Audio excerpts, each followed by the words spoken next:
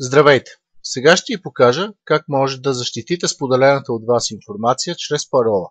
В Windows XP споделените папки и файлове не изискват парола, когато някой се опита да ги достъпи.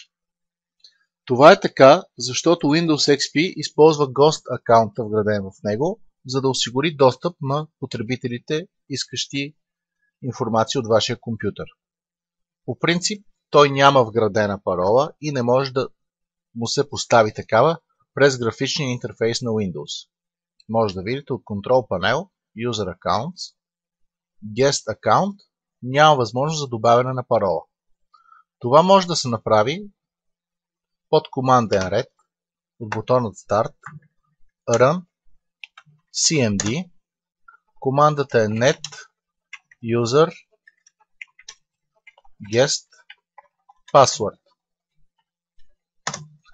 След като командата е изпълнена успешно, отново от User Accounts, Guest Account, може да поставите парола. Поставяйки парола, вие защитавате споделените от вас папки и файлове.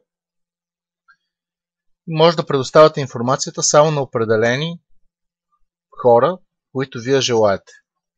Тъй като съвременните компютърни мрежи са доста големи, в мрежата може да има потребители, които вие не желаете да имат достъп до споделените от вас файлове. Това е начинът, по който може да ги ограничите. Благодаря ви за вниманието.